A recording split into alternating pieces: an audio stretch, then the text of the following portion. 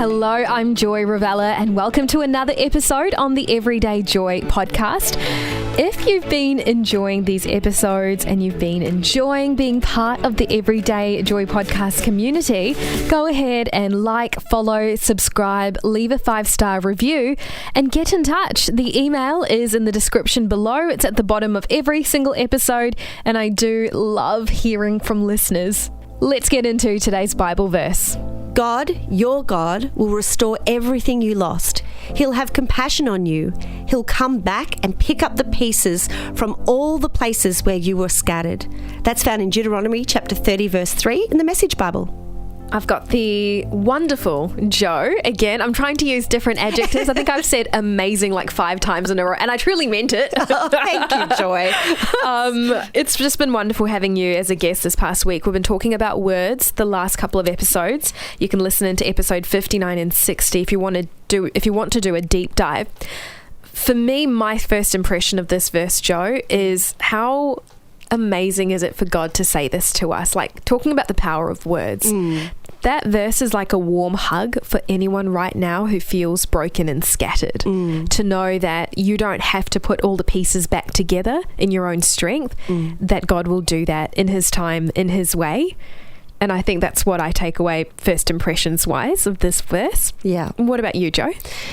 I think that He is the ultimate parent. God adores each of us, watches us with compassion, as it says.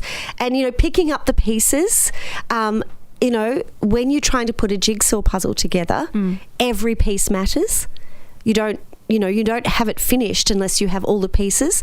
So sometimes in a jigsaw, you'll have the main pieces, but the tiny ones around the edges make the picture come to life as well.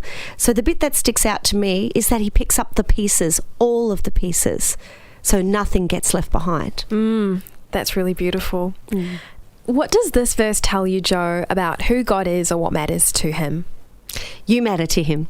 It's pretty simple. To me, you matter to Him. And also, again, I really love the whole concept of we go through things and we say, God, where are you?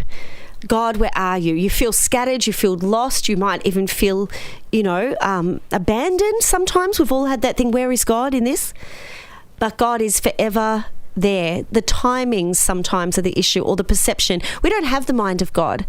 So sometimes what we don't see isn't a lack of God. It's a lack of the picture, and that's where faith comes in. Yeah. Yes. A huge part of, I think, this verse and activating it is believing that God will restore, believing that He is a God who cares about all the broken pieces. And like you said, the jigsaw puzzle, every single piece matters to Him and He knows about it.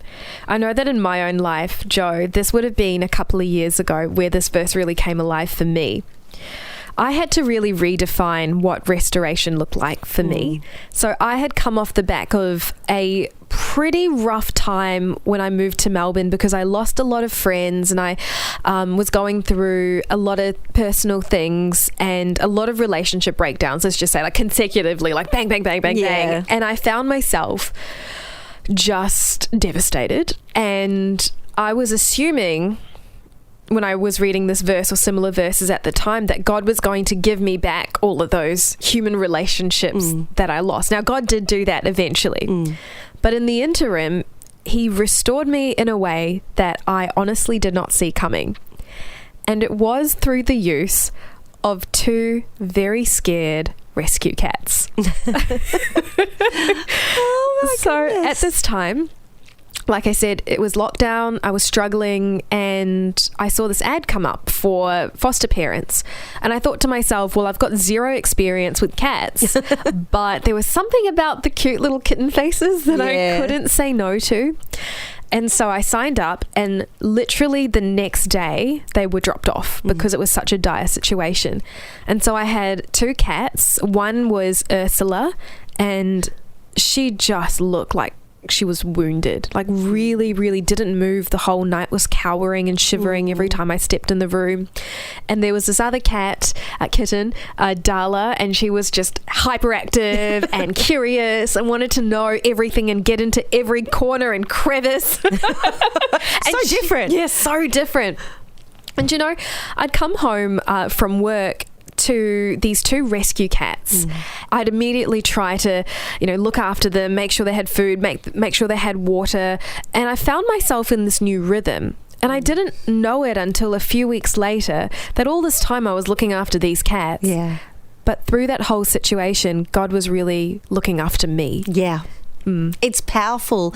I absolutely love it. For me, when I think about restoration, I think about, it isn't always the way that we think it's going to be. Yeah. If you lose a finger and you're unable to work at the same capacity, or you have some issues, it doesn't necessarily mean God will restore the finger, but he can restore wealth, and he can bring to you a new means of finance or a new way of doing something in your life.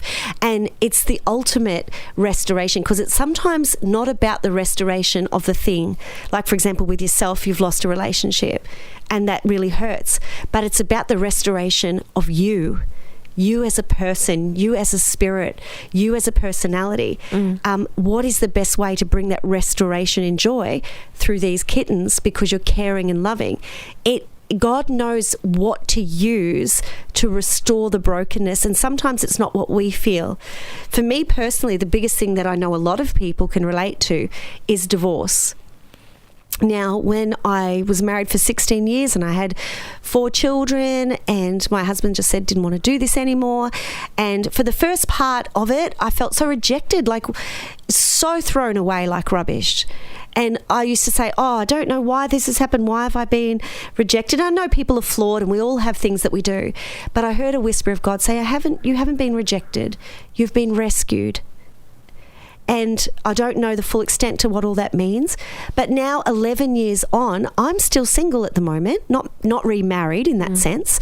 And I would have thought that to be restored would be, he got married, a year after our divorce, and I didn't do any. He chose to leave. Why am I still single? But I tell you what, God has restored in me the joy of my youth. He has restored in me faith. He has restored in me so many things that a person couldn't have restored. Probably if I'd met someone earlier, it would have been band-aided with a relationship. Yeah. But I wouldn't have restored in the depths of my being. See, God wants to give you the relationship, of course, if that's your heart's desire. But then what matters more is my innermost healing. And so I've met somebody now, and it's been 11 years. No pressure for him, but we're not married, but we're heading there. But the point is this: was it worth the 11-year wait? Yes. Was I restored by him? No. I have met him restored. And that's a better thing. What would you say right now, Jo, to the person in the thick of it? God is restoring you. It doesn't look like it. Maybe it doesn't feel like it right now. But in the same way, where we might have an illness, and to be restored from that illness, we have to take various medicines. You don't feel like you're getting well. But the process of medication, the process of surgery, the process is bringing about that healing. It doesn't happen overnight, but it happens. A Band-Aid covers up something, but deep healing restores completely. That's what you want, a deep restoration, not a cover-up.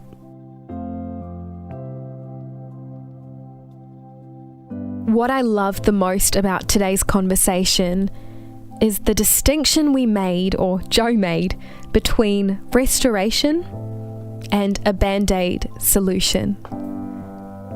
The application for today's podcast is all about being honest with yourself.